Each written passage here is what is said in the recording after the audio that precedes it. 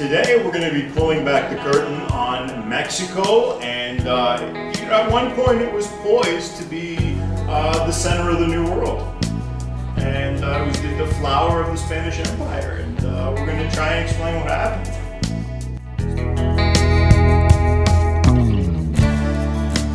Okay, today on Radio Free History, we're going to be exploring kind of an unpleasant topic.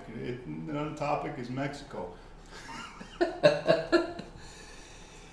It's not that Mexico is unpleasant, it's just that Mexico is depressing. It's a lot worse than you think. Yeah. That's my takeaway. Yeah, it's like we are so used to, in the English-speaking world, stories that have a happy ending, things that have your darkest hour, but the good guys prevail in the end.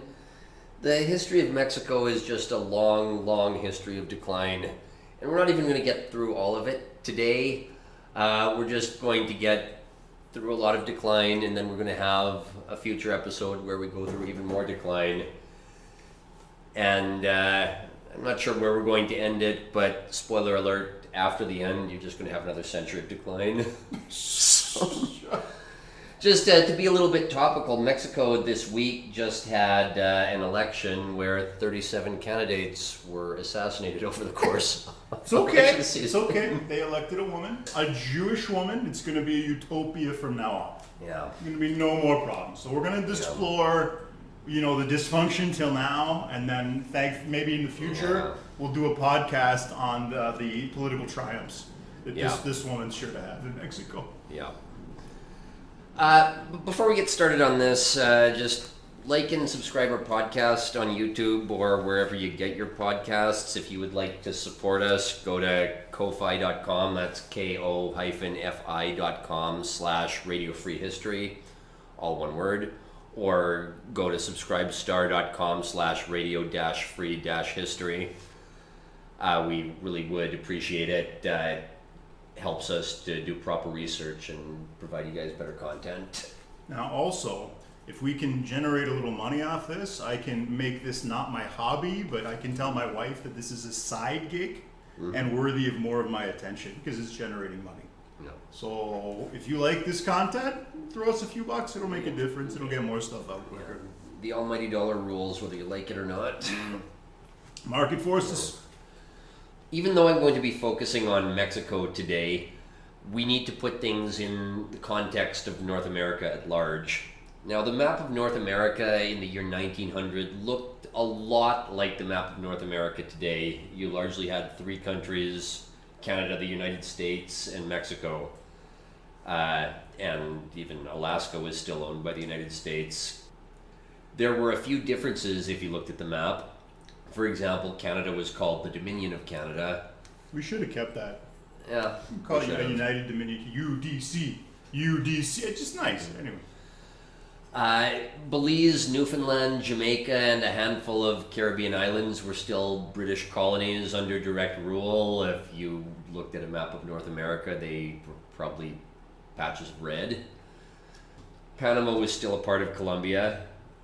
Cuba had just been taken by the United States in the Spanish-American War, but it would soon get its independence. Denmark had a colony in the West Indies. People don't really know that little tidbit. But for the most part, if you looked at the map of North America in 1900, it would look like the map of North America in 2024.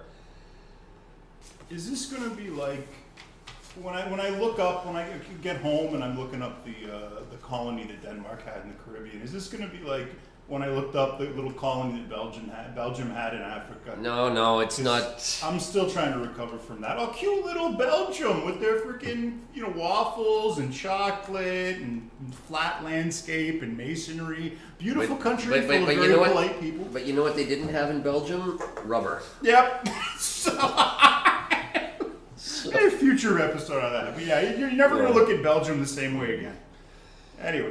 No, the Danish colony was bought by the United States and it became the U.S. Virgin Isles. It's not anything. It's kind of a little anticlimactic. Just people don't know that used to be known as the Danish West Indies. The map of North America in 1800 looked very, very different from the map of North America in 1900. For starters, there was a colony called New Spain, which stretched from California all the way down to Venezuela. It had claims, albeit very tenuous and disputed ones, as far north as what's now British Columbia and Alaska.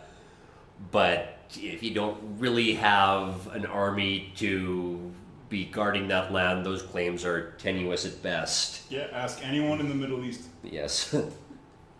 It owned Cuba, it owned the Philippines, it owned a smattering of Pacific islands, including places like Guam. If you go back far enough, at one point in the 17th century, it actually even owned part of Taiwan. Oh, wow. Yeah. And it was all administered from the former Aztec capital of Tenochtitlan, which was later renamed Mexico City.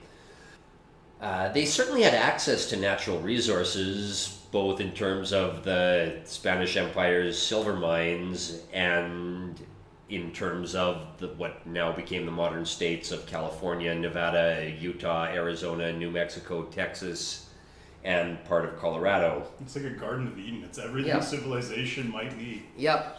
to flourish. So that brings us to the next question. What went horribly wrong? Well, yeah. Why? Because if this is how the 19th century started in the year 1800, why did it finish with Mexico not being the powerhouse of North America or the Western Hemisphere? Now, for any maybe Caucasian people out there who don't have Spanish heritage and they're feeling guilty, thinking about Mexico being not a great place to live, everyone else in Spanish America feels the same way about Mexico. Ask anyone from South America, Caribbean island, ask anybody, Puerto Rico, what they think about Mexico and Mexicans. They're gonna enlighten you. They want to keep So- they want to keep Mexicans out of their country more than Donald Trump does.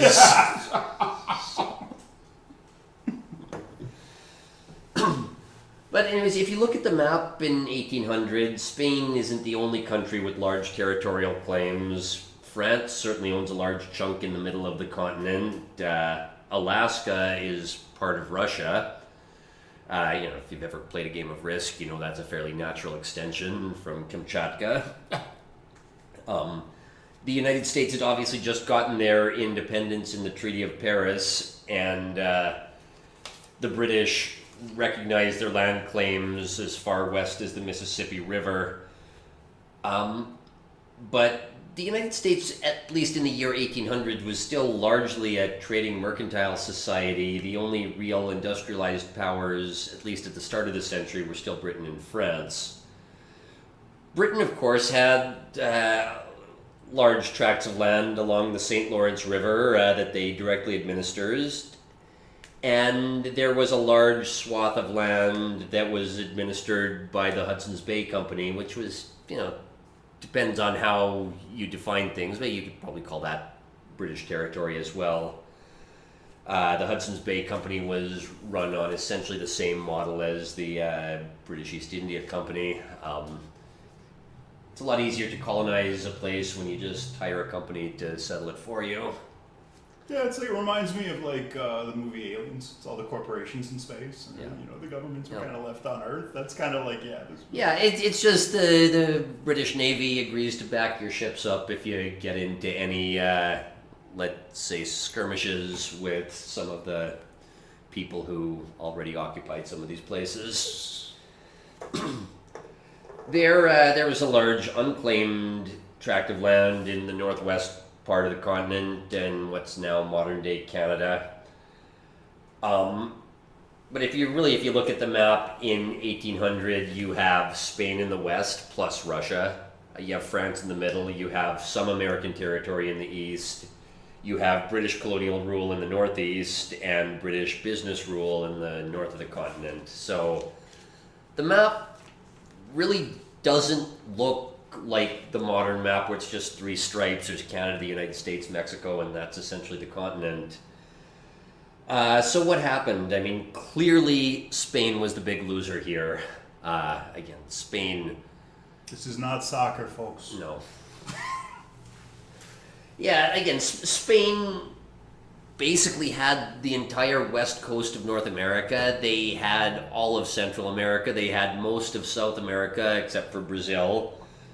something went horribly wrong. If in the year 1800, if you looked at the map and asked, what's going to be the dominant, forget even the dominant political player on the continent, what's going to be the dominant language on the continent, you would say either French or Spanish. And some would say that battle's not settled yet. Well, Well, let's say the dominant language by the year 1900, Yeah. not by the year 2100.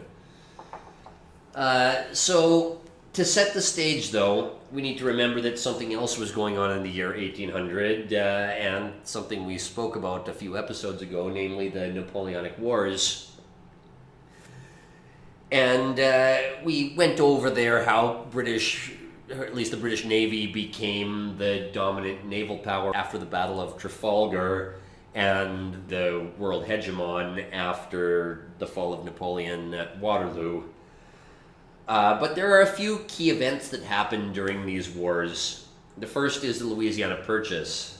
So right off the bat, France just decides to cede its ambitions to have a global empire, sells this big tract of land in the middle of the continent to the United States, and this gives the Americans a bunch of land which stretches much farther west, even though it would not be settled for a few decades later. The second major event during the Napoleonic Wars is the War of 1812. Yeah. now this is a war that Canadians know almost nothing about, and it's a damn shame. It's a really interesting story. We'd be very proud if we knew more about it. We'd be very embarrassed if we knew some parts of it. Yeah. Well, the important thing about the War of 1812 is that, for the more mathematically astute among you, 1812 is not that long before 1815, and 1815 is the fall of Napoleon. In 1812, Britain is not the world hegemon. A lot of stuff is up in the air for Britain. In fact, if the war with Napoleon doesn't work out very well, Britain's goose is cooked. Yep. So in 1812, Britain still needs to use its military to settle border disputes. After 1815, Britain does everything at the negotiating table. So Canada, or at least what becomes Canada, is just like a rich kid in the suburbs with a rich father. Canada really doesn't need to fight any battles to expand its territory. Every time Canada wants to expand, the British just meet the Americans at the negotiating table. The British say, we're the most powerful entity in the world. We have business interests which you would love to get access to. So let's just do this peacefully. Where do you want to draw this line? Yeah, that's why it's basically a straight line. That is why. It's not basically, Yeah. We probably won't get to that in this episode. We'll get to that in the next episode. But yeah, well, Squiggly lines are generally fought over. yeah. Straight lines are negotiations. Yeah. That's the general rule of thumb Yeah. for this kind of thing. Well, you bring up a good point, because Canadians really do try to come up with some concept of Canadian history that's independent of Britain. It's just not reality. There were no wars that were fought over the Canadian borders. They were all just the stuff that British essentially bought for the Canadians and gave it to them. The Yankees were like, let them keep the frozen half. Not quite. Again, we'll get to that. The Americans may have begrudgingly done that, but again, that's probably going to be the next episode, though. Spoiler alert: 5440 is the latitude of the southern part of it, like the southern tip of Alaska. There was one American presidential candidate who ran on the campaign slogan 5440 or fight. So that's some foreshadowing, but we won't get to that this episode. But yeah, a lot of Canadian historical decisions are really just driven by the British Empire, and the British Empire has too much shit to do to fight over some of these territorial skirmishes. So we can't really think of Canada as Canada. We just need to think of Canada as the British Empire. So if you're drawing out the map in your head, don't use the word Canada, just use the word the British Empire. It's the correct way to frame this British whole North discussion. America. Yeah. the British Empire has a glorious history, and if Canadians want to say, actually, I'd rather identify with the history of a bunch of inbred fur traders, go right ahead. But for the sake of this conversation, there's no Canada, there's only the British Empire. And personally, I think that's the better framing of it, but that's just me. God save the king. Yeah, the third event that happens during the Napoleonic Wars, and this is again something we discussed in our previous episode. Napoleon deposes the King of Spain, leaving all of the Spanish colonies in limbo, and that's really where our story begins. Like a bunch of orphaned kids. Just let go. And We will discover that Mexico just yearns. At least a certain faction in Mexico just yearns for having a European ruler to just tell them what to do. And the lack of a European ruler will lead to a lot of internal strife. And eventually, and this is something we won't get to in this episode, this will be in the next episode as well, they get a European leader. His name's Emperor Maximilian, and that just leads to even more strife. Like I said, this is just a big story of decline. If you ever think things are about to get better, they're not. Spoiler alert, they're not. I wish, guys, that this was Lord of the Rings. This is not. This isn't Tolkien. No. This is reality. Yeah. This is just a bunch of downgrades. Yeah. As far as the map of North America goes, the history of where all the lines are drawn, we really need to focus on Mexico. Because if Mexico had been able to function, North America looks very, very different today. Yeah, you'd think, looking at the map, at this snapshot of history, that the center of the world might be Mexico City. Yeah. Well, at this point in history, the center of the world, you could almost say, was Mexico City. Wow. Like I said, the Philippines was administered from Mexico City in the year 1800. Like a Baghdad situation. Yeah. A lot of lost potential there. Yeah. No, it's, again, the Anglo-American Protestant lens is we love seeing a story arc bend toward progress, or if you want to get theological, towards providence, to the point that, even though everybody knows the world is going to shit today, the elites love to say, but there's more gender equality. We're flying more pride flags in more countries around the world. Forget the fact that we're dying under inflation and nobody under the age of 40 can afford a house. More progress, huh? More stripes on the pride flag. But yeah, just as the American story is the story about a few colonies being started by Puritans and landing a man on the moon, the story of Mexico is not that. The story of Mexico is the story of being the center of the world's greatest empire and being reduced to a bunch of cartels. Running shit. Yeah. Again, because Americans love drugs. But they can't admit that they love drugs. Yeah. So my country, Canada, and Mexico have to become freaking narco states. Because anyway, it's personal beef. I'm sorry. Yeah, so, and again, before we get started, really digging deep into Mexican history, I'm just going to say a few words on the Monroe Doctrine. Officially, the U.S. foreign policy from 1823 onwards is to oppose European intervention in the Western Hemisphere, and it still contains language that you associate with the American ruling academic class, or at least other countries' Americanized elites. Language about how we oppose colonialism, or at least the exact language is future colonization. Essentially, the language of this document is that the old world is for monarchy and empire, and the new world is for democracy. But in the year 1823, the Americans just haven't developed enough. They don't have the teeth to enforce anything like this. Even though it is their official foreign policy that whenever a European country wants to meddle in the Western Hemisphere, the Americans say, we're going to put an end to this. This absolutely does become their foreign policy after the U.S. Civil War, but for the first half of the 19th century, the Americans are going to be thumping their chests about the Monroe Doctrine, but it's really going to be the British Navy that enforces it. Why? Because the British Empire is in its ascendancy after the fall of Napoleon, and it's really quite convenient for the British if they can do anything that puts pressure on the Spanish Empire and causes some things to collapse. So just remember that. The Monroe Doctrine is something that's written down on paper for most of this episode, and it will come into play in the next episode, but it really is really more bark than bite at this point in our story. When countries in South America declare their independence under Simon Bolivar, that it's helpful to their cause that the Yankees recognize them, but it really just doesn't mean that much. It just doesn't mean that much until the American military is strong enough to speak softly and carry a big stick. So, the story of Mexican independence.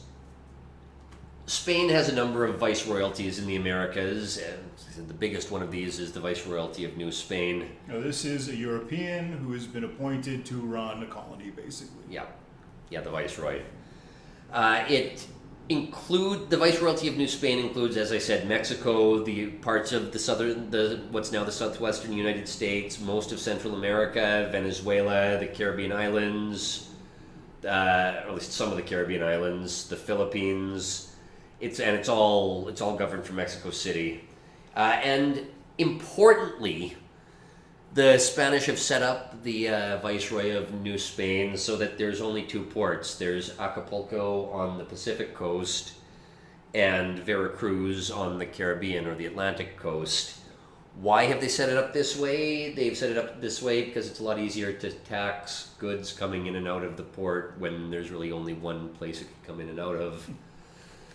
The fact that... Why bars usually have one door. Yes. It's why a funnel has a big end and a small end. Why do they make you stand in the cold in a big line? Why do they not have 5 doors? It's somewhat cheaper Yeah. to only have one door. That's anyway. Yeah.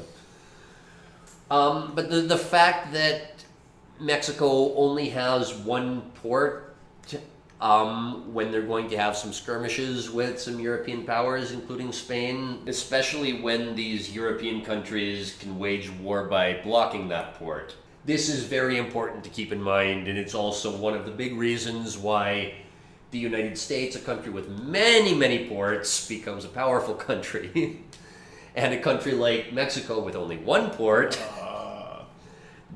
doesn't really have a huge chance to develop at quite the same speed that the Americans do. There, as you said, the Viceroyalty was run by somebody appointed from the motherland, but there was a caste system in New Spain, and it was completely racially based. Yeah, they still call the ruling class in Mexico the Blue Eyes. Yes, they do. And yes, they do. if you need a giggle, look up the names of the people in Mexican Parliament.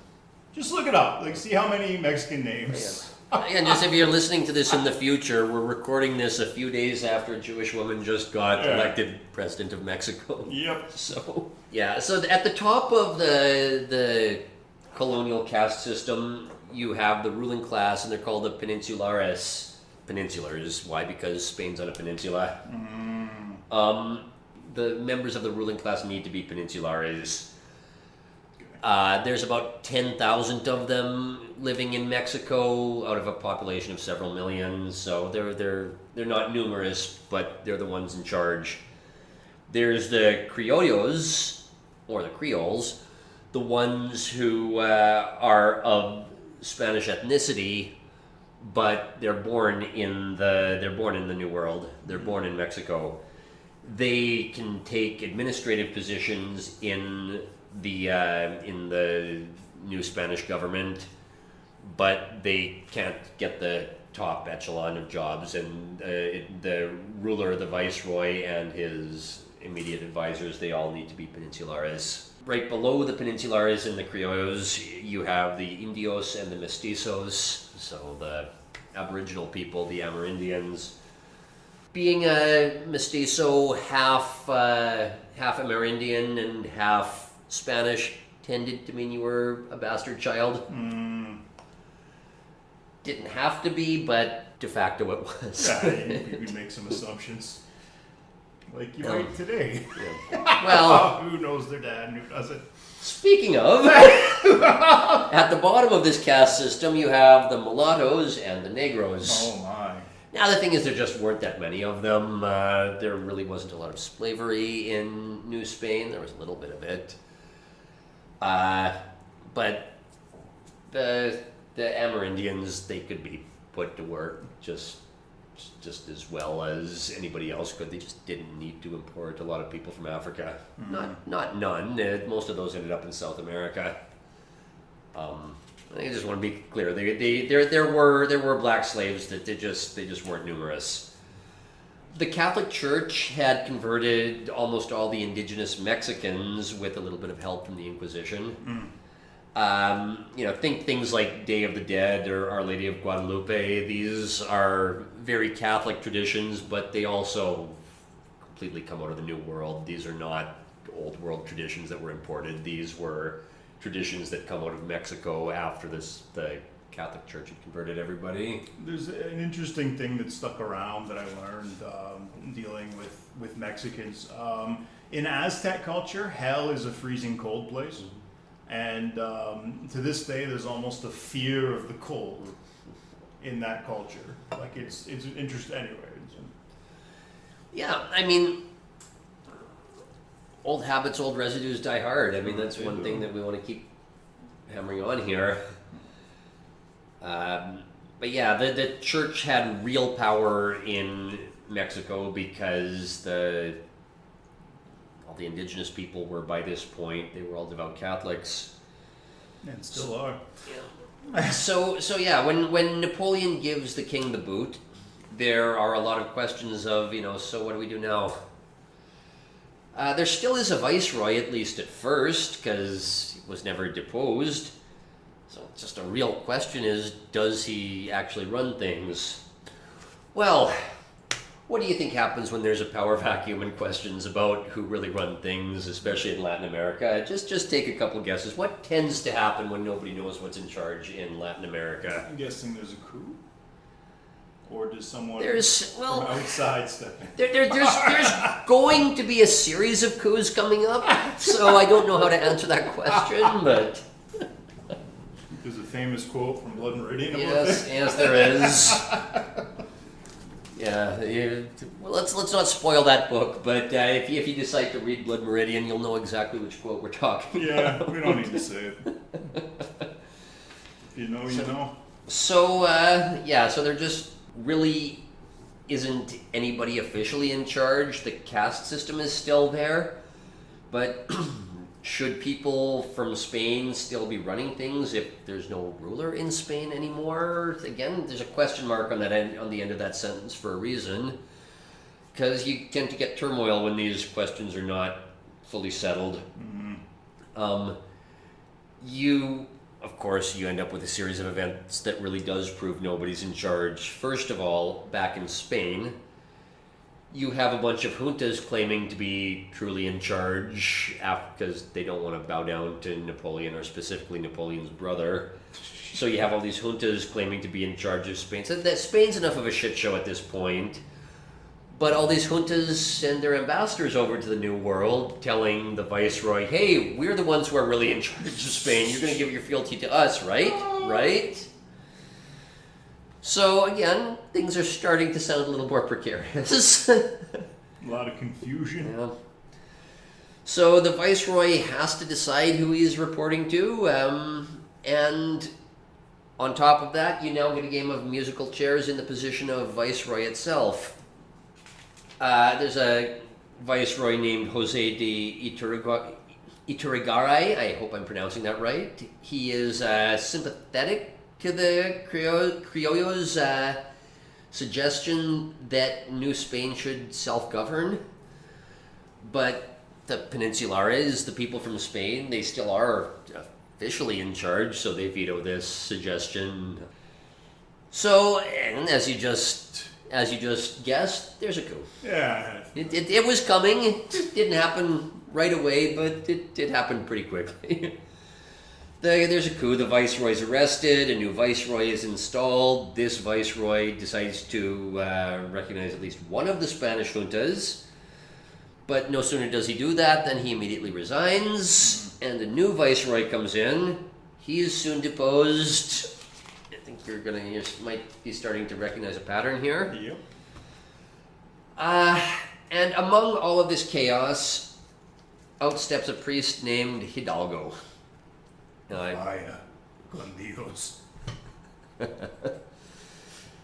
yeah, Hidalgo. He's a priest, and he's hopped up on Enlightenment principles. Because again, this is the early 19th century. I think this is the year 1811, thereabouts. He's hopped up on all of these principles about self-governance and democracy and getting rid of the caste system. And again, in our very Anglo-Protestant lens of things, when people start talking about these enlightened ideas of democracy and self-governance, it usually starts a really, optimistic story with a happy ending, which isn't always completely true. This story about self-governance and democracy and getting rid of the caste system, this is where the entropy starts. He gives a speech, actually I did write the year down here, he gives a speech in the year 1810 called El Grito de Dolores, or the Cry of Dolores, from the city of Dolores. There are a lot of sources that have completely contradictory, accounts of what is said in this speech, so nobody knows exactly what Hidalgo says, but we all know that he gave a speech that got a bunch of people riled up. He raises a revolutionary army, small at first, but he manages to get a lot of the Amerindians on his side. Also, it helps his cause that he starts killing every peninsular he can find. He's a man of action. Yeah, it's a man of action. Unfortunately, after they get their independence, again, I'm foreshadowing 10 years here, you might not want to have killed all of the administrators and people of wealth and means, but we'll get to that in a little bit. You fire the manager and then nobody knows how to do payroll. Yeah. Yep. But in a situation like that, Well- as much as you hate your boss, you sometimes need your boss. Yeah. So Hidalgo travels the Mexican countryside, sieging various cities, raising skirmishes here and there. But for some reason, they decide to besiege Guadalajara, not Mexico City. I have not been able to find a source of why specifically he did this. But they besiege Guadalajara, they lose at Calderon Bridge. They try to flee up north into what's now the United States, but they're caught. Then Hidalgo is promptly executed. Hidalgo is kind of seen as the father of Mexican independence, but, like businesses, it sometimes takes several tries to get off the ground. In 1816, so that was 1811 or 1812, so in 1816, a few years later, the Bourbon monarchy of Spain is restored, but this really doesn't restore order for very long. First of all, a number of other independence movements have sprung up, inspired by Hidalgo. But, they're not that united, so the Mexican army puts them down one by one. Like you do. The man in charge of a lot of these army campaigns is a man named Agustin Iturbide. He himself is a criollo, so he's not a peninsular, but he is a royalist. He is loyal to the new king of Spain. But then the new king of Spain does something really, really stupid in the year 1820. He decides to adopt a liberal constitution. This might be good for Europe. A liberal constitution is not good for Latin America. Yeah, there's certain places where the culture is not amenable to these institutions don't exist. The trust in the government doesn't exist. The concept of the state doesn't exist in some of these cultures. But you know what does exist? The concept of a strong man. Yep, that's very accessible. It's fundamental to our psychology. Everyone can get on board with a strong man.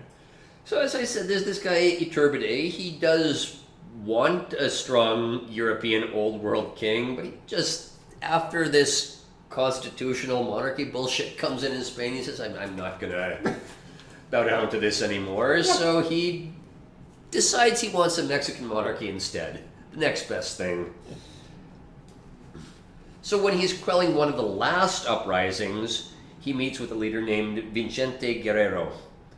I actually speak some Spanish. I don't know why my Spanish is so terrible tonight. Vicente Guerrero. Something that sounds more Italian, fuck it.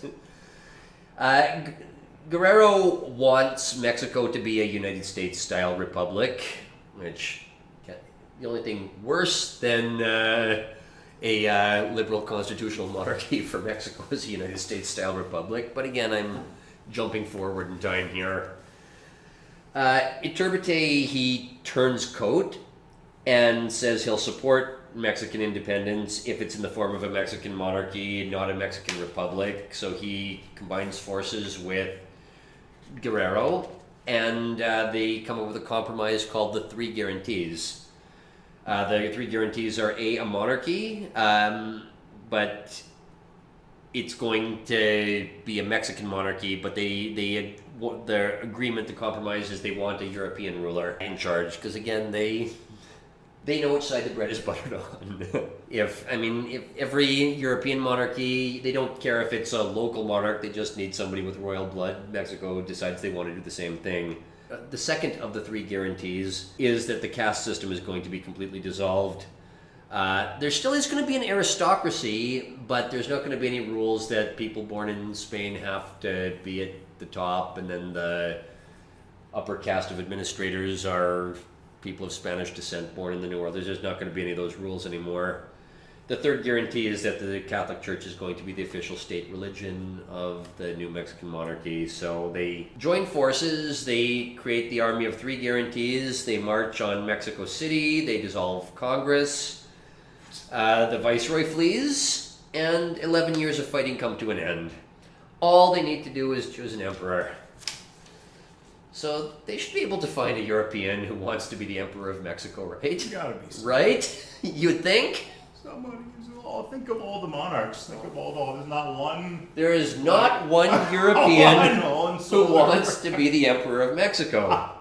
Part of this is because, like I said, the Bourbons had been restored to the Spanish monarchy in 1816, and the king wasn't going to let Mexico go that easily. The king was going to use his military to get Mexico back, and if any European noble had or royal had decided that he wanted to be emperor of Mexico, he would have gotten the ire of the king of Spain. You don't want that. Yeah, so even though 1821 is viewed as the official date of Mexican independence, it hadn't been recognized by Spain, and it would not be recognized by Spain for another decade. In the absence of a European monarch, the local regency decides that they need to go with a local noble, and they decide to choose this Iturbide guy, the guy who had been putting down all of the local rebellions and eventually turned coat because he didn't want a liberal monarch, or at least he didn't want a liberal Spanish monarch. So the local regency decides to go with this guy, and they crown him Emperor Agustin. Okay. Immediately, though, we see how Mexico really just doesn't have the strength to not be pushed around by European countries. Again, it's one thing, these Enlightenment principles are great, but they really only work if you have a strong army to back them up. And this is going to be anything. Yeah, okay. Well, this is going to be an ongoing thing. All power is at the barrel of a gun. Yeah, my So- whole bouncing career is a testament to that. I don't like. I'm just. Sometimes the law is several layers of abstraction, but all power's at the barrel of a gun. At the end of the day, somebody with a gun is going to show up and make sure the law is followed. And without that guy, things break down. Yeah. Or if you demonize that guy.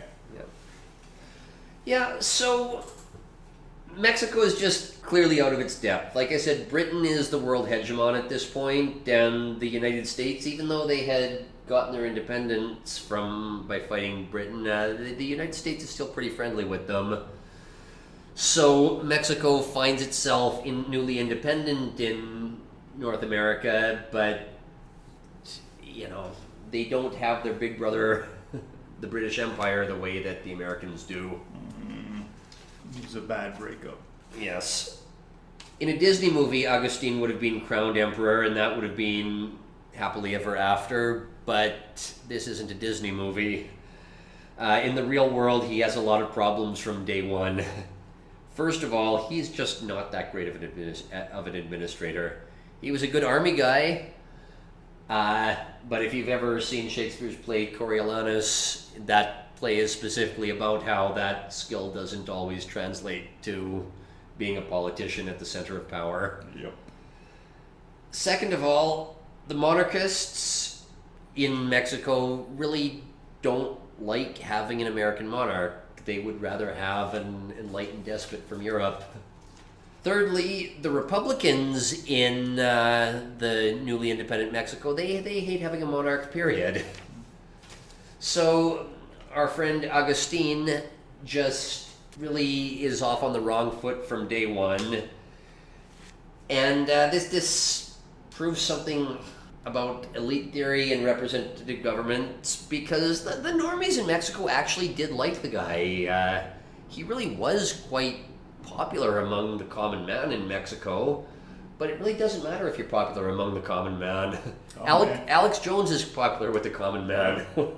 No army. No army. January He's working on it. No, is he ever? God. He was crying the other day on his show because the government took one of his properties to pay the families. It's like, Yep. who knows if it's real? The guy's so crazy and full of it. Yeah. Well, but again, this just our story in Mexico is going to prove something here, that even though the masses like the guy in an ostensibly Republican, self-governing, newly independent country, all of the people with all the power hate the guy. They want to get him off the throne as quickly as possible, and it's not very long before he's exiled to Italy. Mm-hmm. And we get another power vacuum.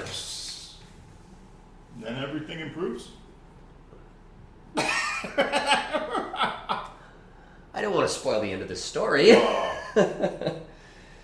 And also, just for good measure, what is now Central America secedes in the chaos. Now, when I say Central America, I don't mean a bunch of countries like it is now. It is just, at first, one large country that stretches from what's now Guatemala down to what's now Costa Rica. So they did an anti-United States. Well, at first, but this whole thing is just a shit show. It devolves into its own civil war, and then it breaks up into Guatemala, Honduras, El Salvador, Nicaragua, and Costa Rica. And that's why all these countries hate each other? Yep. Oh, okay. Yeah. That fills a gap. All right. So this is the first little chunk of the current map of North America, is the south end of it. It's where all these little where all these little Central American countries come from. They seceded from Mexico in this power vacuum, and then they broke apart in their own civil war. And Fractal dysfunction, just break it down. Every level of government, just... you also get the other very unfortunate but inevitable result of a power vacuum in Latin America, which is that the indigenous peoples start attacking the rich people. Yeah. And the rich people start fleeing. This is something that, let's just be very, very clear about, Mexico has never recovered from 200 years later. And like I said, it just, from day one, things just aren't going well. And they're not going to go well. And when I say attacking the rich, I don't just mean they're attacking the peninsulares, the ruling class from Spain. No, they're attacking everybody who's white. Yep. Including the people who were born there, had eked out a middle class existence. If anyone's hoping for nuance after the race war kicks off, I'm sorry, guys. It's just... You don't get nuance when things are color-coded. No, you don't. You're going to be, in the same, unfortunate situation. Mm-hmm. Regardless of what you tweet about. Yeah, and again, our view of a revolution is very colored by the mythos behind the American Revolution, and it is largely a myth. Yeah. We will go over the true story of the American Revolution at some point. But the reality of a revolution is that all the rich people flee back to Europe, and the country is massively in debt. That seems to happen every time there's a revolution, and afterwards they say, oh shit, how do we pay this back? This is extra disastrous in Mexico, because the road network that had been built by Spain is completely destroyed in all this chaos. All the silver mines that were the source of the country's wealth had all been destroyed.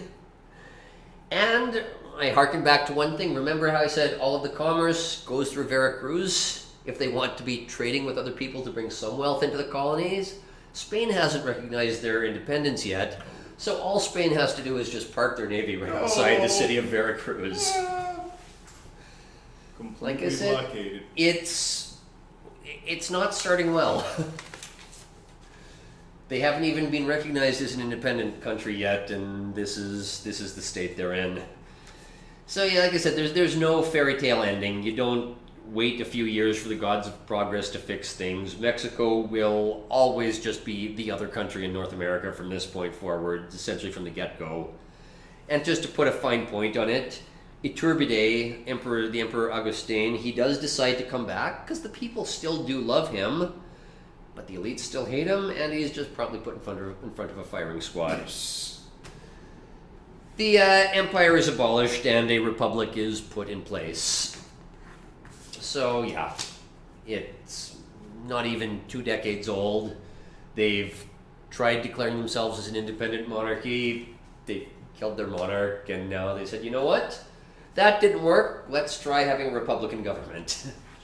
Let's try having a democratic government that's run by a Congress. Well, these seem like very reasonable people who have really good institutions. I'm sure that democracy is going to work out great. Yeah. It would be a really smooth transition to a liberal society. Well, this is where a fairly colorful figure enters the story. A man named Santa Anna. Antonio Lopez de Santa Anna. Oh my. I've heard this guy because I am a big fan of King of the Hill. There's a whole episode on him.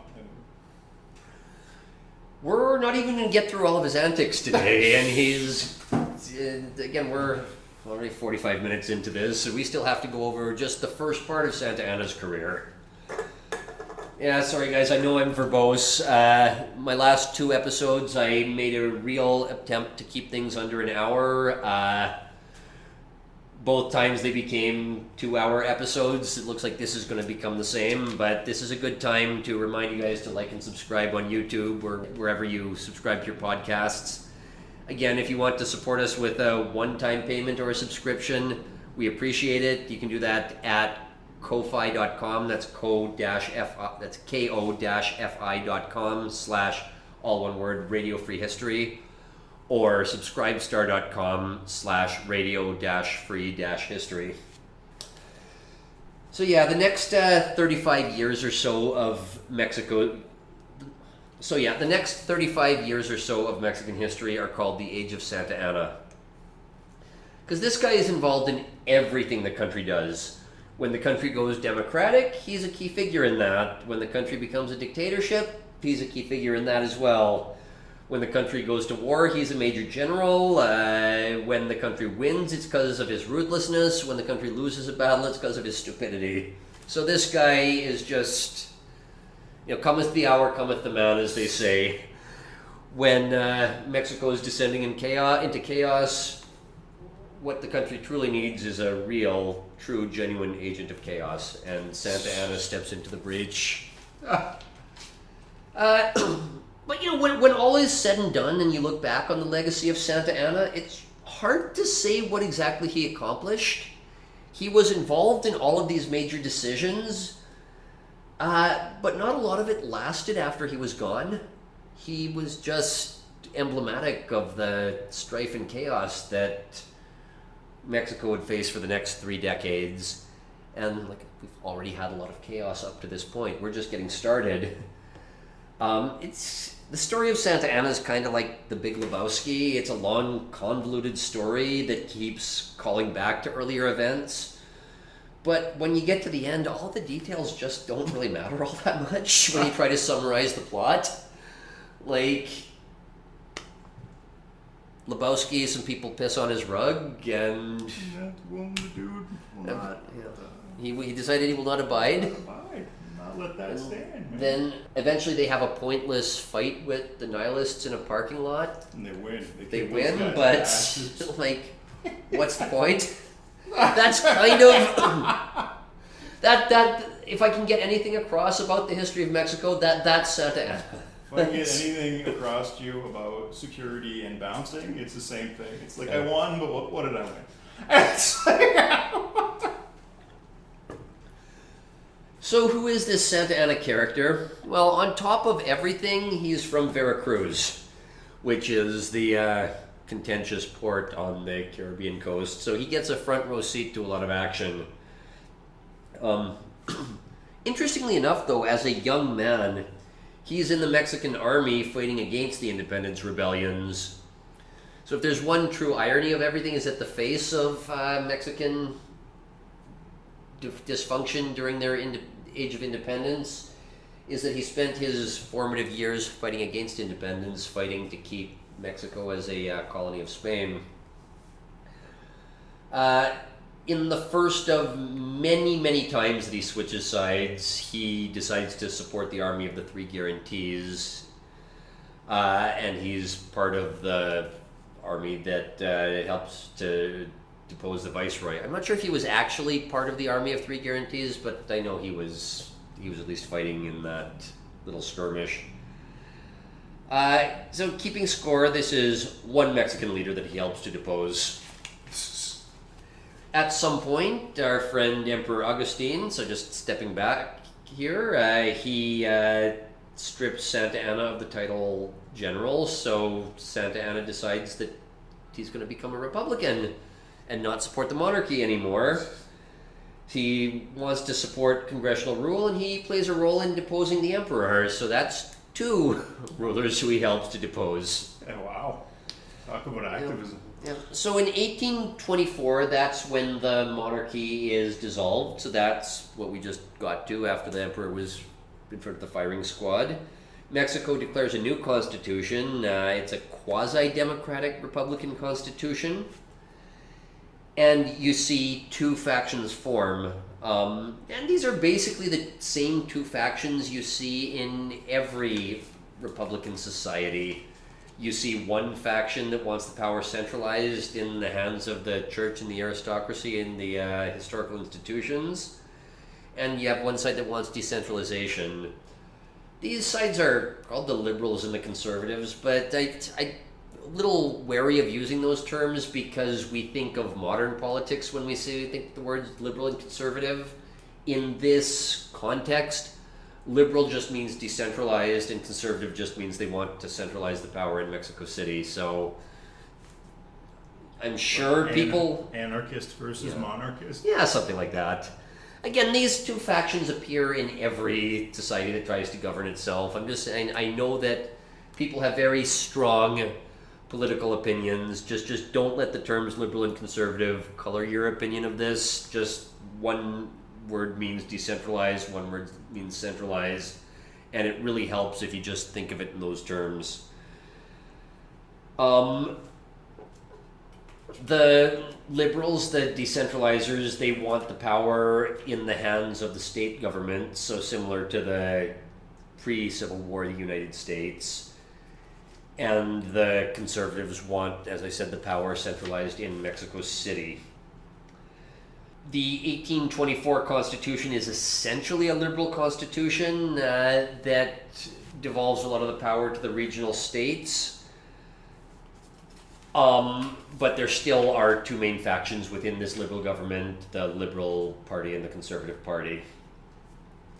In the 1820s, so again, this is in 1824 that this new constitution is declared, Europe had not yet acquired its fetish for democracy. So democracy at this point was still viewed as something low class that was for the Latin Americans, and the United States somehow managed to kind of make it work for a little bit, but it was a miracle that they did. If you read Thomas Carlyle or anything, he says, yeah, the Americans are making a run at democracy, and thank God they're all a bunch of Anglo-Saxons. Well, Buddy makes it clear Yeah, in Democracy in Tocqueville, America. He makes it clear in that book. These people are so lucky that this would never work anywhere else with any other group of people. Yeah. Like, Yeah. So again, the 1824 election the 1824 Constitution is declared. The country declares itself a republic. And 1828, you have an election which becomes one of the most contentious elections ever. So it only takes 4 years to have like their own January 6th. Yeah. Oh, it's a lot worse than January 6th. It gets much more violent. There's violence that lasts for decades after this. Let's be charitable and call it disputed election. Well, it's contentious. Let's say contentious is a better word. But after all the smoke clears, a conservative guy named Bustamante ends up in charge, and he essentially rules as a dictator. The fine citizens of Veracruz decide that they want to rebel against having a conservative dictator in charge of things. They want a liberal government that's controlled more locally. And remember I said Santa Anna is from Veracruz? Santa Anna happens to be in Veracruz at the time. So he raises a little bit of a militia, marches on Mexico City, and deposes Bustamante. 3 leaders deposed. It's a hat trick. 1828, the country still hasn't even been officially recognized by the Spanish government as independent yet. So, Santa Anna deposed a conservative, so naturally he's going to be the de facto ruler of the country, and he's going to rule as a liberal. He's going to say, I want the power in the local state governments, but he's no fan of politics himself. He doesn't really want to be running things in Mexico City. He's a military guy at heart, so he puts a puppet in place in Mexico City. The guy's name is Valentin Farias. Farias has a series of liberal reforms over the next few years, but these liberal reforms are really not that popular. So what does Santa Anna do? Well, he switches sides again, and he becomes a conservative, marches back on Mexico City, and deposes the liberals. All right, we're going to try this again.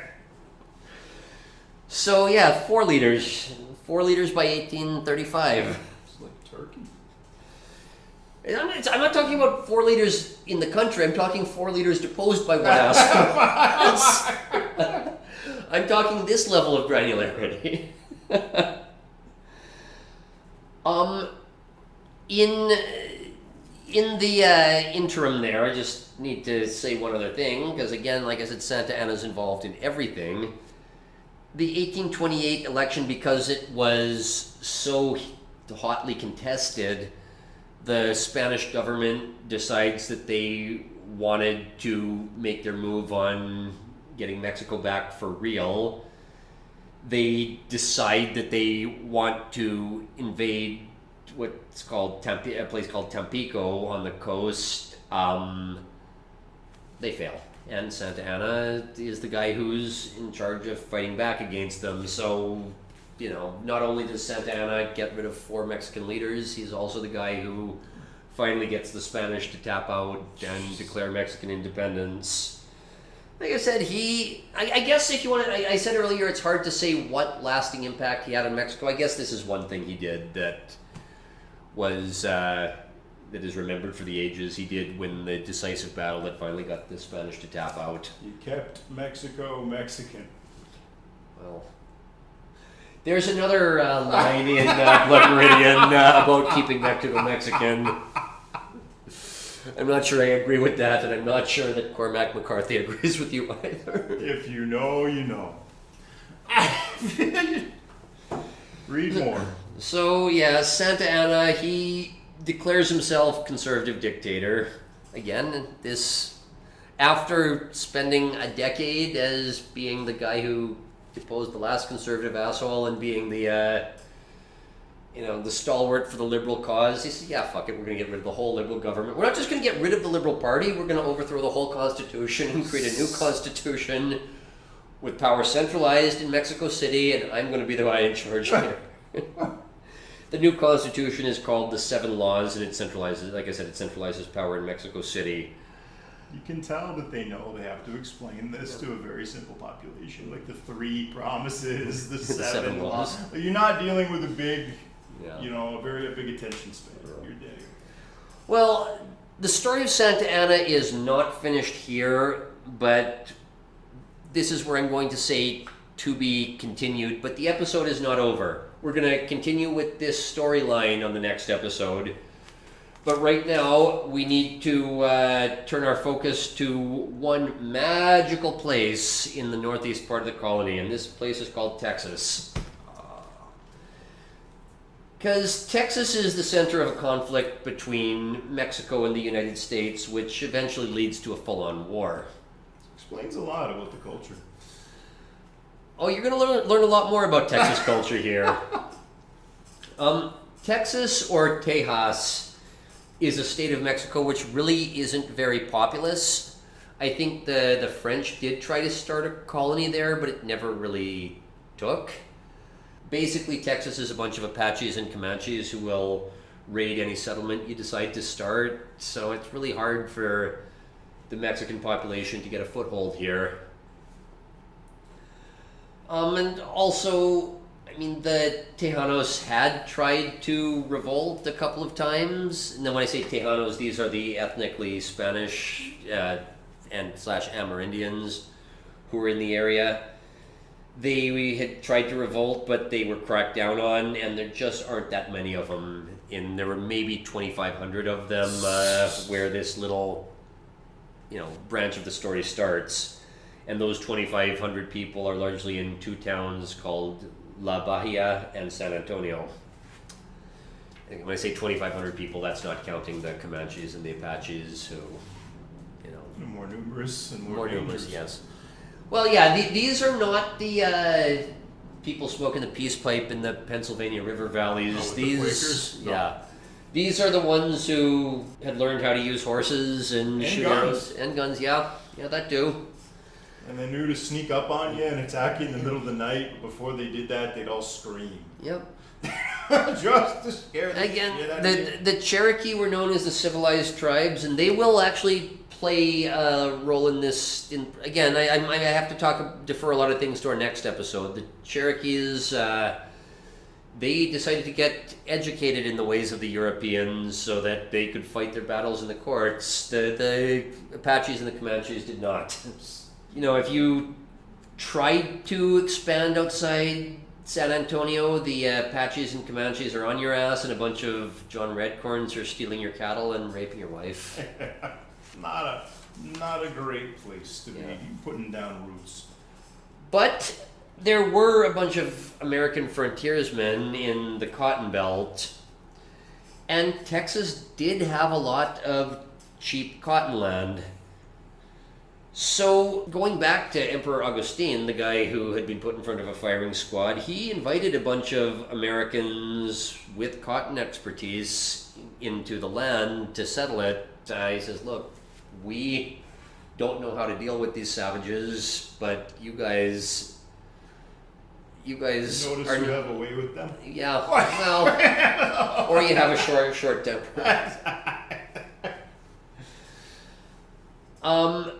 The key figure here is a man named Stephen Austin.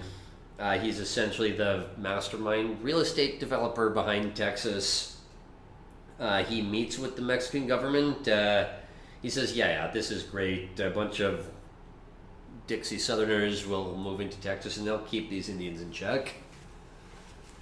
So, how times have changed. You had a bunch of rural Americans moving into Texas. Or moving into Mexico, I should say. Yeah, things went the opposite way around in those days. They don't want a bunch of vagrants coming in, though, so this Stephen Austin guy makes sure that only people of upstanding character who agree to learn Spanish and become Catholic and the whole 9 yards move into Texas, or move into the Mexican Empire, i.e. Texas. So they buy a whole bunch of land in Texas. A bunch of Americans move in. They say, "Oh, this is great. We can set up our cotton plantations." So another wave moves in, and another wave moves in. You know, slavery isn't technically legal in Mexico, but they decide to make a couple of exceptions. One of the ways they get around this is by saying, you know, my proud specimen of a Negro is not a slave. He's just on a 99-year contract. His indenture. So yeah, by the year 1830, there's about 20,000 people in Texas, and most of them are Americans. And again, when I say Americans, this isn't this post-war idea that American means anybody with a passport. No, these are the people who got kicked out of Britain for being crazy Protestants. This is Cotton fucking Hill. Yeah. Yes. Yes, it is. This would probably be okay, but if it were in America, but we're in Mexico. And as any Russian can tell you, when a bunch of idiots take power in a faraway capital city, God help the little guys. Because Augustine is deposed, put into exile, in favor of this decentralized liberal Republican government. And on paper, this should be great because a small autonomous region full of Americans should be run locally. This should be right up the Americans' alley.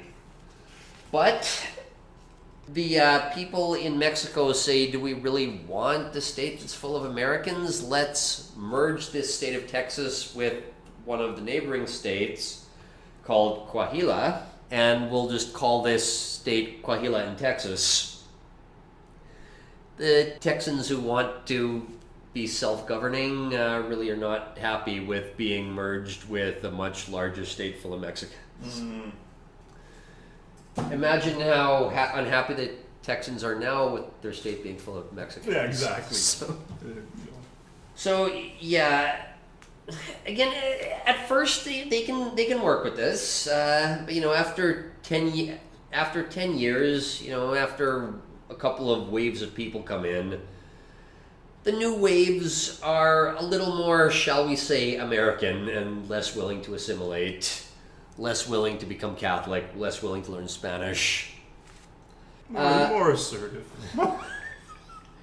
Well, speaking of that, I mean, one guy does decide to buy a plot of land and declare it his own country. Yeah. Because Texas. Yep. It's years later. I'm not saying he should have done that. I'm just saying it's on point. It's on character. Is this the recent guy, or is this a historical example? No, this is historical. This is when this whole thing is Because going this on. happened again in Texas. Oh, okay. Yeah. There was a 15-year standoff. This guy No. bit a cop and stole a kid. There was a custody dispute, and they said, we're not going to go in and get your kid. I'm sorry. They just let the kid grow up in this cult compound. And eventually, they just quietly dropped the charges. No. This is. Oh, it's America. Yeah, This no. goes back a lot further than you'd think. Yeah. No, this is when it's still part of Mexico. I'm not going to put anything he says. I'm talking a guy who buys land in Mexico and then promptly declares himself independent. Now, Stephen Austin is not happy about this because he wants some level of decorum because he just wants to keep developing real estate. He's just a real estate developer. Don't think of him as anything else. The more he gets along with the Mexican government, the more he can sell land to a bunch of Americans looking to go west. Probably a little cheaper to buy land in Mexico than in the southern United States anyways, because the court system is a little bit weaker. But also remember, like I said, Mexico is enlightened, so it's not just that slavery is outlawed, it's they're really starting to challenge slavery at this point. They're not willing to turn a blind eye to 99-year contracts anymore. But this causes a little bit of a problem because the richest Americans who are moving in are the ones with the most slaves. And Playing cotton. yeah, well, yes. And Austin wants to keep these guys coming in. Coahuila, that's the Mexican state that Texas ends up attached to, they want to ban slavery, but but Americans are Americans and they're not going to do this without a fight. Mexico, at some point, the central government bans slavery outright, but the Americans just flat out tell them no. No, we're not doing this. No, you banned slavery? Enforce it! Andrew Jackson will play a role in the next Oh, episode as excellent. well. I know, like, we're an hour and 15 minutes in and we haven't even gotten to the really good stuff yet. You can only make things so simple. Yeah. So if it's a little long, Well, like I said, we're going to have a couple more episodes because this would be 6 hours long if this I didn't. is such a shit show Mhm. that to properly tell you how big a shit show this is going to take some time. Yeah. But you're going to learn things. You're gonna learn it, and I really just need to paint this image of just how dysfunctional Mexico becomes. Yeah, so this kind of brinksmanship between the Americans and the Mexican central government, it isn't healthy, and it's especially not healthy since the Americans are now the predominant ethnicity and culture in Texas. Mexico, again, talk about how times have changed. Mexico bans immigration from the United States to Texas. Now, this leads to a number of armed disputes, because of course it does. And Stephen Austin is really just terrified that his gravy train is going to dry up. So he travels down to Mexico City to talk to the central government. He says, look, I'm a reasonable man. Can we please just divide Coahuila and Texas into 2 states like they originally were? Nothing against the people of Coahuila, but they're Mexicans and we're Texans. And never the twain shall meet.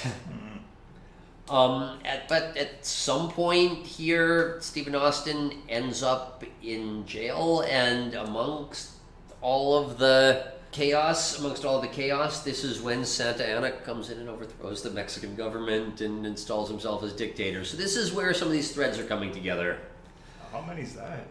No, this is the Oh, last it's one I the talked same about. one? This is the Okay. this is the fourth one. This is where I left off. Okay. Oh, okay. This is where I left off the story of Santa Anna. This is why I left the story of Santa Anna there. So we have the story of Santa Anna at the point where he overthrows the central Mexican government, and we have Texas desperately asking, can we just be a bunch of red-blooded Americans and not do things the way the rest of you Mexicans do? And this is where the 2 stories are going to collide. When Santa Anna overthrows the decentralized government of Mexico, he doesn't just put a new party in charge, he declares a new constitution. And if you think that Stephen Austin was going to have a hard time getting along with the liberal government in Mexico City, he's going to have a really hard time dealing with this conservative dictatorship run by Santa Anna. Santa Anna says, so you gringos just want to not listen to the Mexicans? Is that your pitch here? Because it's not a very convincing pitch to me. Also, we just took the power back from the local government, so if you want to divide your state into the Mexican and the American halves, good luck. It's not going to make a difference anyways, because we're calling the shots here. But while this is going on, another armed dispute happens back in Texas. A place called Anahuac was along a trade route between Texas and Louisiana, and naturally a place like that is always going to be a hotbed of smuggling. So the Mexican government placed a garrison there to make sure taxes got paid. And some Anglos were, when I say Anglos, I mean the Texans, the Anglo-Texans. Some Anglos complained that these duties were not being charged equally, and they ended up arrested. And a guy named William Travis rounds up a small mob to go free them. So, Picturing like one of Alex Jones's forebears. probably. Probably not wrong on that. So Santa Anna just makes a decision he needs to get rid of these pesky Anglos once and for all. But remember, we're dealing with Mexico. Yep. And you can't just deal with one little skirmish. When a new government comes in, you're going to have a whole bunch of small revolutions all over the country. So the first place he goes is, I think, Zacatecas Zacatecas to put down their uprising, and quite violently. It's essentially to send a message by doing that. And then the second one of these uprisings he decides to go after is the one in Texas. Texas, yeah, I guess I should say Texas has by this point declared themselves fully in revolt against Santa Anna's new government. The Tejanos, it's not just the Anglo-Texans who are unhappy about this, it's the ethnically Mexican Tejanos who are quite unhappy as well. So it's not just the American rabble-rousers in revolt, it's everybody there. These gringos have a point. Yeah.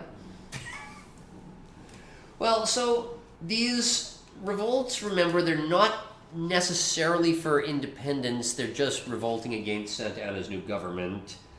They just want the old Federalist Constitution put back.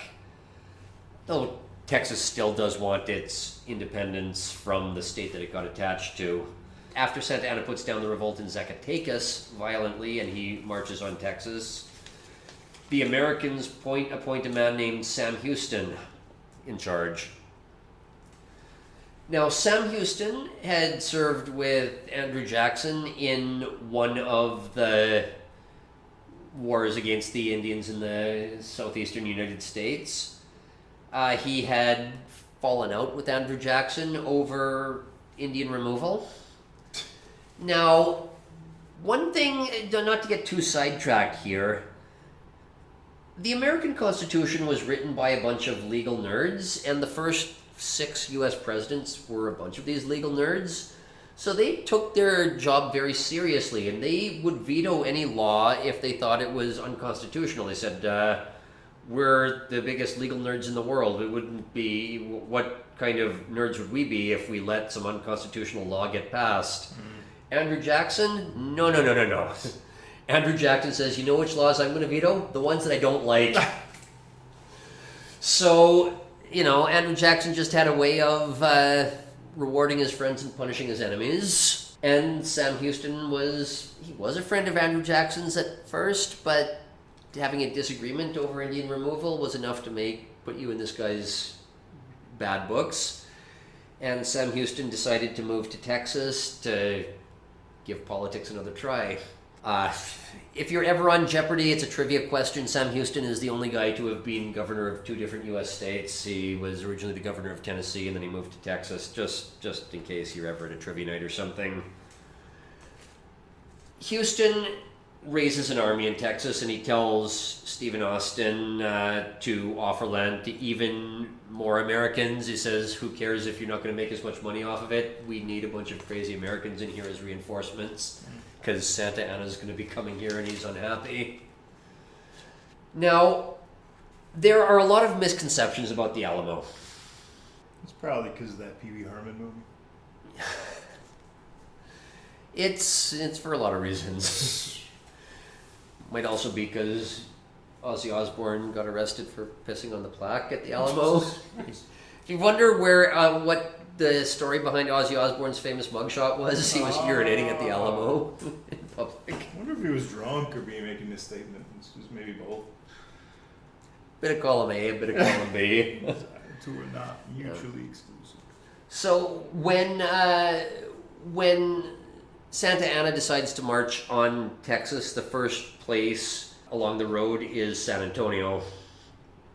San Antonio is much too far inland to be properly defended, and Sam Houston is telling his people, look, the Alamo just isn't that important. Please get back to these settlements along the Louisiana border. We can create a defensive line here. What are you going to do out at just some mission out in the middle of San Antonio? But for whatever reason, again, I've read different sources. Some was just they didn't get the message in time. Some sources I've read they were just going to be really stubborn. Whatever happened, they get trapped at the Alamo and fight to the last man.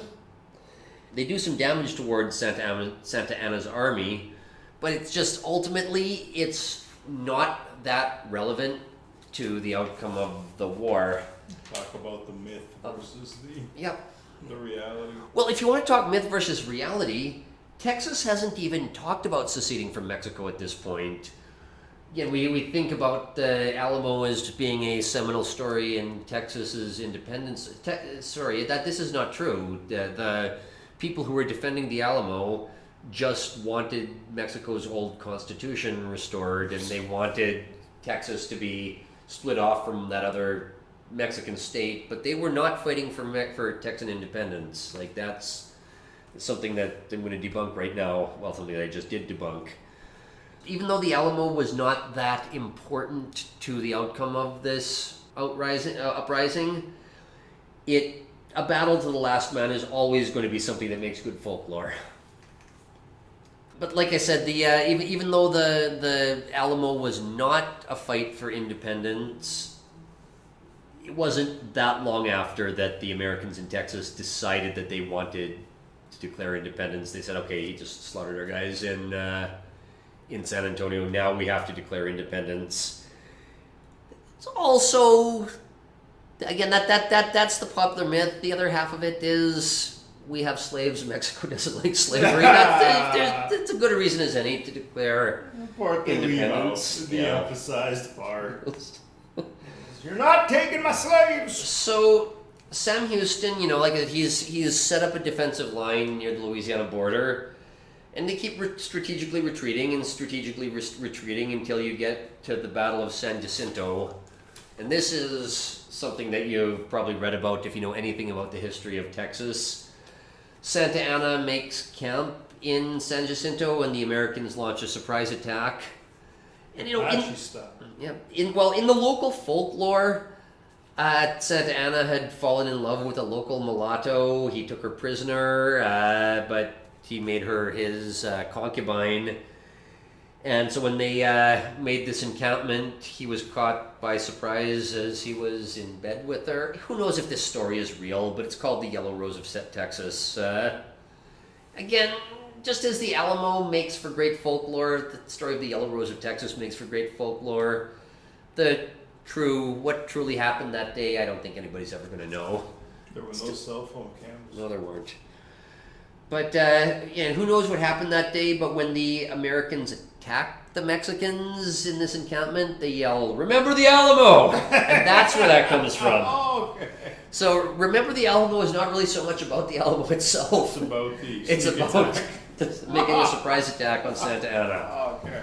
Now, they would normally kill everybody to the last man, but you gotta remember one thing here. This Santa Anna guy, he's the head of state. Yep. You might think it a little weird that Joe Biden or Justin Trudeau or Rishi Sunak is marching into battle with his army to put down an uprising, but If only. he was there. So, Can you imagine Justin in Ukraine? Holy shit. no, don't threaten me with a good time. He's a pretty good boxer, but I would Yeah. want to see him in the trenches. Yeah. How many waves of Gopniks has he boxed? 1-0-1. Just like everybody else. The thing is, though, Russians all seem to be innately good boxers. They seem to come out of the womb knowing how to fist fight. Selective pressure. Yeah. So Houston, he takes Santa Anna alive because Santa Anna still is the head of state. Houston's subordinates want this guy to be hung at the gallows, but Houston says, no, we want to make this guy sign an independence treaty. So that we can show it to other world leaders and say, see, we got our independence. And just because of the people we're dealing with, this Treaty of Surrender doesn't just give away the land of Texas, it gives away a whole bunch of extra land as well. So to Santa Anna, rides away. He lives to see another day. He goes back to Mexico City and says, no, this isn't valid. I had to sign it under duress. Oh. Well, yes, you did, but that's what happens when you lose a battle. But Andrew Jackson does recognize it. So the Texan government is at least viewed as the Texas Republic by the American government. Again, the popular myth about Texas independence is that finally we get to be our own country, but eventually we got incorporated into the United States of America. The reality is they promptly took a vote, and it was about 3,200 to 100 in favor of becoming a state. Yep. So like 97% of the citizens of Texas decided they wanted to be promptly incorporated into the United States, where again you have a stronger army and a stronger court system to protect your cotton plantations. And a market for your cotton. Yeah, well, it's not that they didn't have a market, it's just that they had to trade it. They had to trade it through some of these trading posts, either through Veracruz or through some trading routes that were directly into the southern United States. The Americans don't accept Texas as a state because it requires, I think, 2/3 of the Senate to sign a treaty with a foreign country. So even though the Americans recognized Texan independence, bringing on Texas as a state would have been considered a treaty with a foreign country, so that it's going to have to wait a little bit before Texas becomes a state. Once again, there was a rebellion. It was successful, and how does it end? It ends with the people in a whole bunch of debt. Yep. Because it's the way it always goes. That's probably the other reason why they want to promptly join the states, because their land is going to be worth a lot more if they have gotten in, a lot of debt troubles. One of the fastest ways out of it is just selling your land for a much, much higher price. So I think that's where we're going to leave this episode. Texas has just declared its independence from Mexico, even though Mexico does not view it as independent yet, though the United States does. In the next episode, we're going to have to talk about a few things. We're going to talk about how the United States eventually does incorporate Texas and eventually become the dominant power in North America, stretching from coast to coast. We are going to talk about the role the British Empire plays, because remember, that hasn't gone away yet. That's still in the background here, and that's going to play a role in an independent Texas in a way you might not expect. And we still have a lot of Santa Anna's life to go over, because he was still an agent of chaos for a few decades after this point, and Mexico's age of Santa Anna isn't over yet. And again, once Santa Anna's out of the picture, Mexico just gets even crazier. So let's leave this here for tonight, and let's say to be continued. Jesus Christ, what a shit show. All right, you know the drill. Like and subscribe on YouTube or wherever you get your podcasts. Support us at kofi.com/Radio Free History or at subscribestar.com/radio-free-history.